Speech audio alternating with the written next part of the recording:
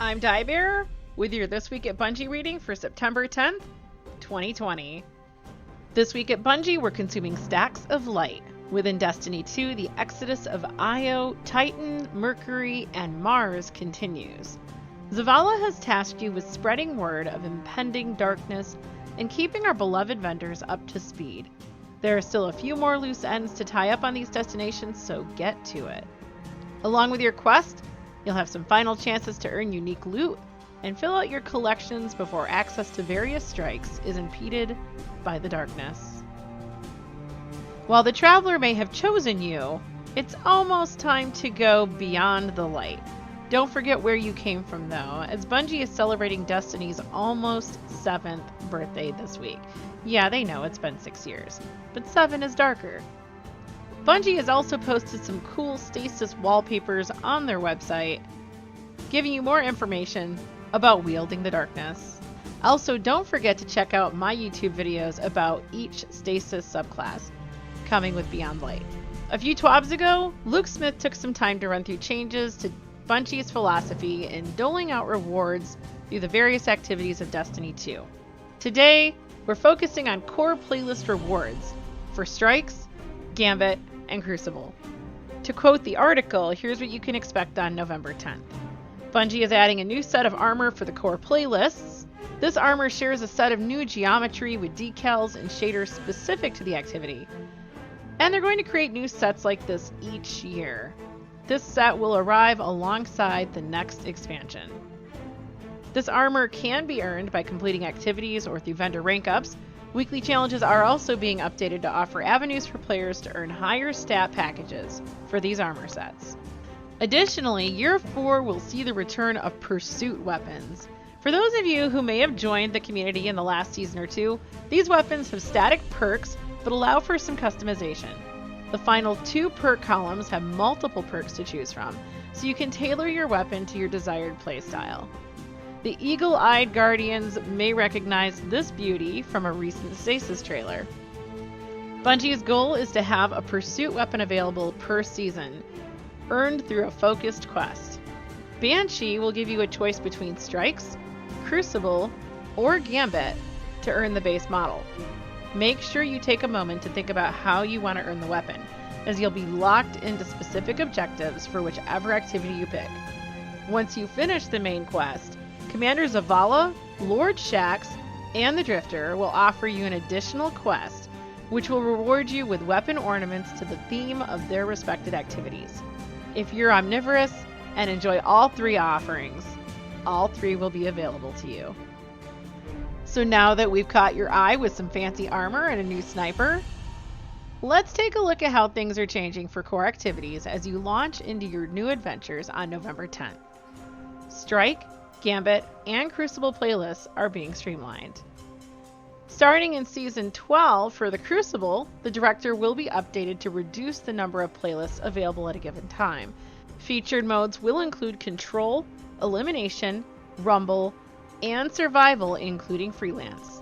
The weekly rotator list will include Clash, Mayhem, and Showdown. Private matches will also be available, and on a limited basis, Iron Banner will return, and Iron Banner Freelance will make its debut in Season 12. Similar to competitive, this will be a smaller node next to Iron Banner when the playlist is available. Trials of Osiris will continue to be available on weekends, and adept weapons rewarded to those reaching the lighthouse return to Trials of Osiris in Season 12. More details on functionality to come in a sandbox preview currently planned for October. In the Vanguard playlist, Vanguard Strikes and Nightfall the Ordeal will be your 2 playlist options. Each playlist will continue to offer weekly challenges for powerful loot. Nightfall the Ordeal will continue to feature matchmaking at lower difficulties and increased rewards for higher difficulty options. Note, Bungie is also looking to add adept weapons to Strikes in a future season. They'll have updates closer to Season 13 on what to expect. As covered last week, Gambit and Gambit Prime will be consolidated into a single mode. Bungie has some additional details on specific rule changes, as well as development notes from the team on how things are changing and the goals behind them. This week's TWAB does provide some explanations of rule changes coming to Gambit in November.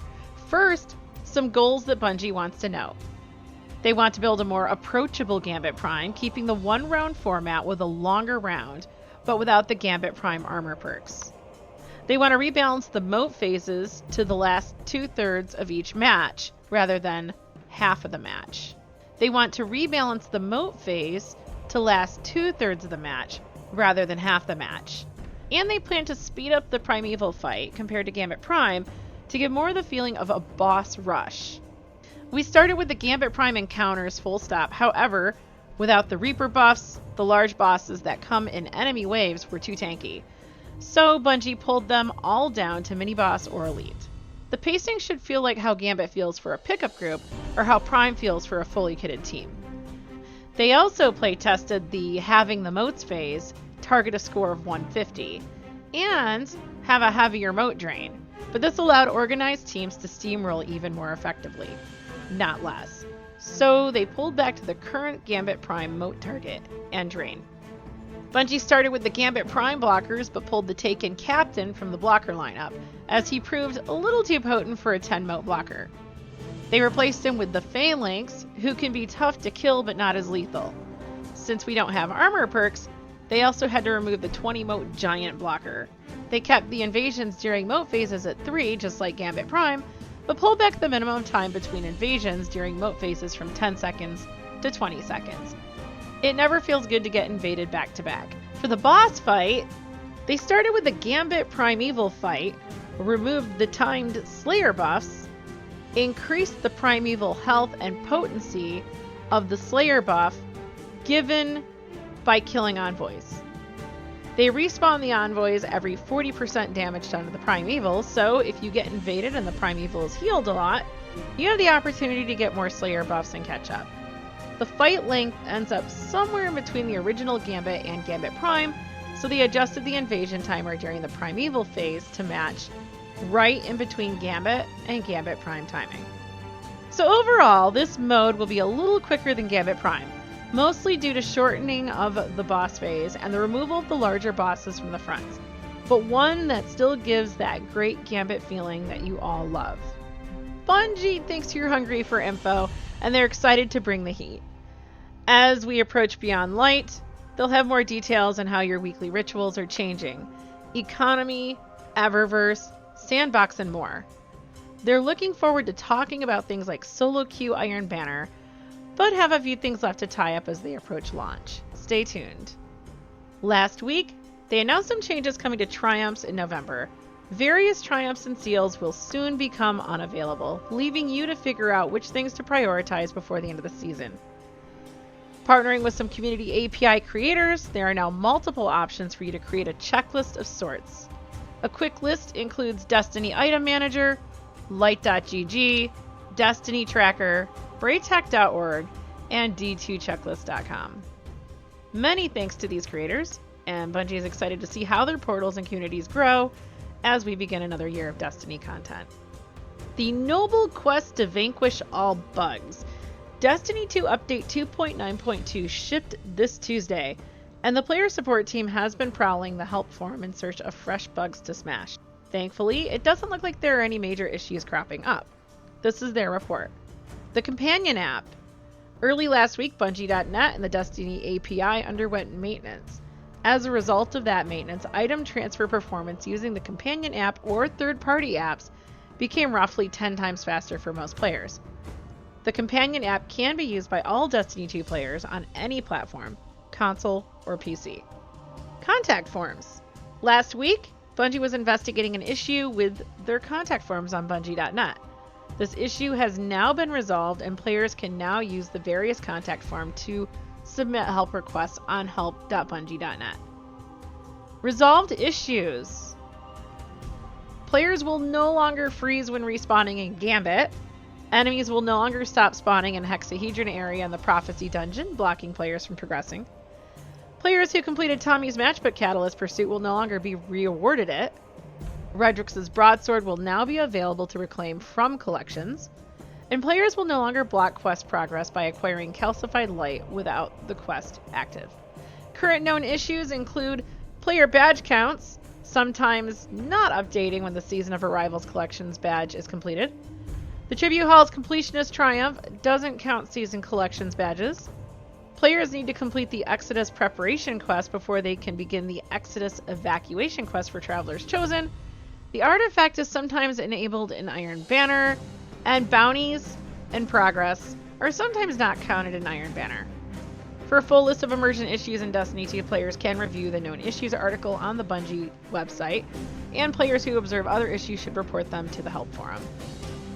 DMG says it's weird to think 6 years ago he was sitting in his friend's garage wrapped in a blanket playing through Destiny for the first time after calling out sick from work. He thinks his initial character was a hunter. The cloaks were cool, and the golden gun shown in the trailers caught his eye. He had no clue what Rampage was, why Suros was considered good, or why anyone would care about the exotic rocket launcher. Fast forward to now, we have a massive community with multiplayer expansions, exotics, weapons, subclasses, and more under our belts.